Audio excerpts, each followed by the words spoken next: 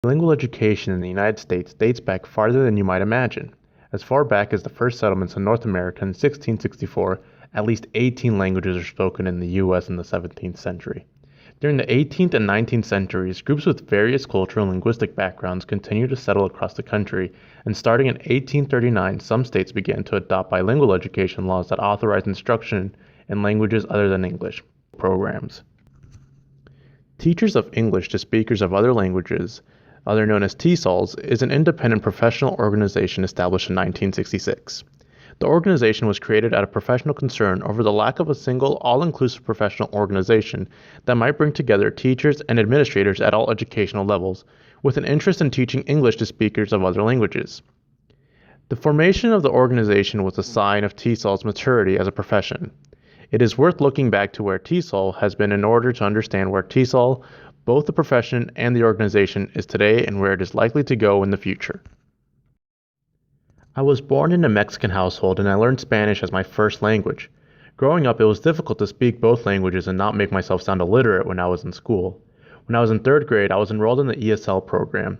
It helped me a lot during my entire school career finding a balance between both languages. Not only it was helping me speak English on a more grammatically correct level, but it helped me academically. These teachers that were in the TESOL program weren't just ordinary teachers that I'll have every year, they became more like family to me and I owe such an immense gratitude to them.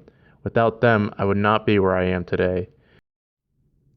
I visited my old high school in Mount Pleasant so that I could interview my teacher and her students so that they could give me their input on what their experience has been like being in this program. Me too. I'm the 9 through 12 English as a second language teacher here at Mount Pleasant High School. How I was able to get into this field, I really felt it was a calling. When we moved here to Mount Pleasant about 19 years ago, I started as a paraeducator at the old high school. And I worked with Betty Lau, who was the ESL at-risk teacher. And as I worked with her, she encouraged me to go back to school. I had had a human services degree, but she thought I should, go after education. So after 3 years as a para, I went back to school and I got my certification. I was a secondary social studies teacher. That's where my credentials were for. But then one of the elementary schools, I knew the principal. I'd worked under him, and he hired me as the ESL teacher elementary, and I got my certification for that while being the ESL teacher at the elementary level. Um, I feel, like I said before, I felt it was a calling. When you see the light bulb go on for the kids, when they finally start to understand the language, it's just, I can't hardly describe the feeling, because that's independence for them. It's to better their lives in this country, because the more that they know the language, the less they have to rely on other people, and they can become as independent as they want to be, and they can go.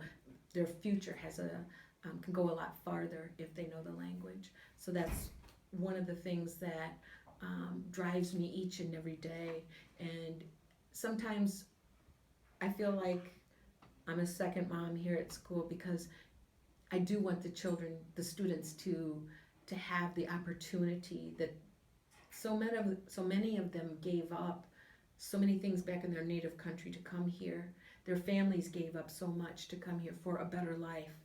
And the only way that they're going to have a better life is by knowing the language. Because once they know the language, then they can get all the other skills to develop whatever it is that they want to do here in the United States.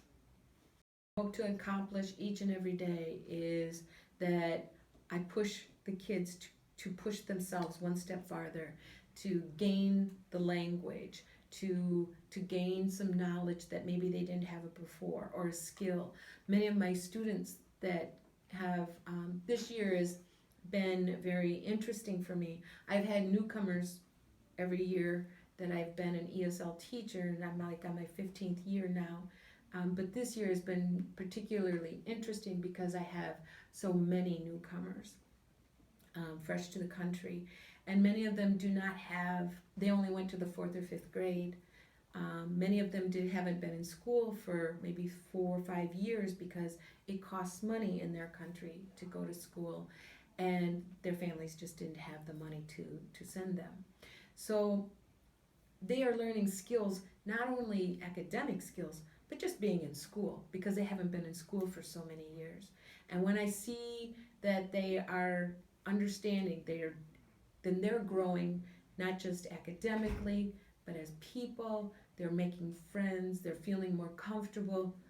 That's my goal for each and every day is to push each child a little bit farther so that they can become independent. Hi everybody, my name is Jackie Lane. I'm a freshman in high school. My parents are from Vietnam and they moved here after they were married. And I love school because I enjoy school a lot and I like having my education.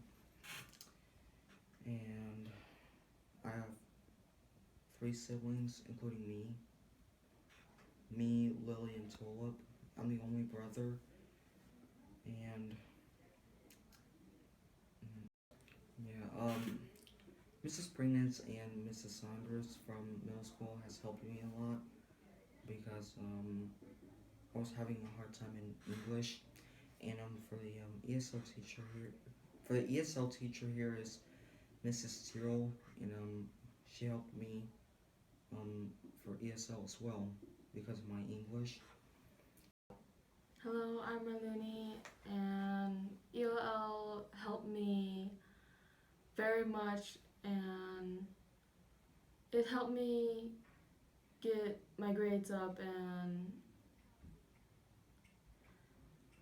I don't know what else, but yeah, and my parents are from Laos,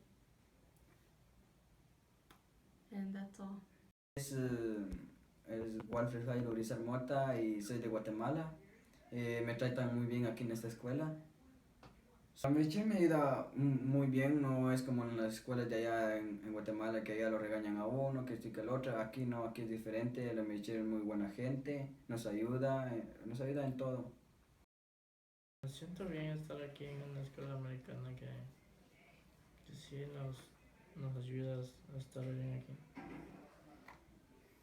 No nos dieron el estudio porque no tenían dinero. Y por eso no seguí la escuela. Yo cuando vine aquí, mi hermana me echó a estudiar. Y pues aquí me estaba yendo bien, que mis teacher me ha estado ayudando a aprender luego el inglés. Y pues otras materias más. En Guatemala pues mi padre no se mantenía en casa. Me da una pena decir esto que...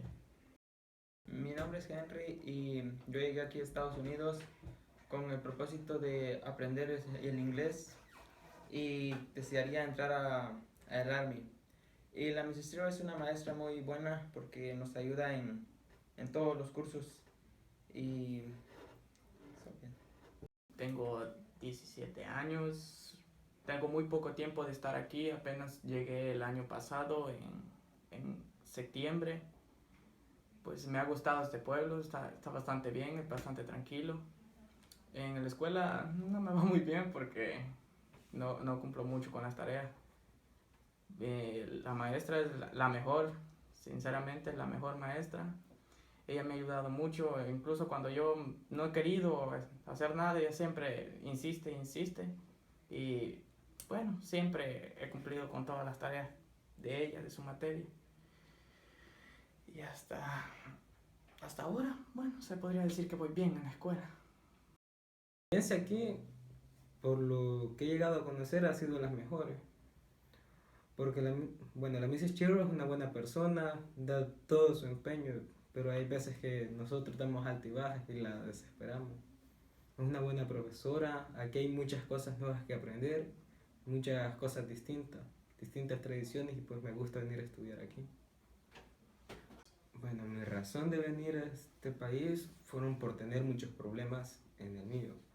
estaba estudiando y pues ya tenía, en la escuela donde estudiaba había mucho tráfico de droga y me querían incluir a mí y pues no quise. Al ellos saber que mi padre era policía, más insistían porque sabía que no tendría mucho problema yo con supuestamente la ley de ahí, que siempre es corrupta.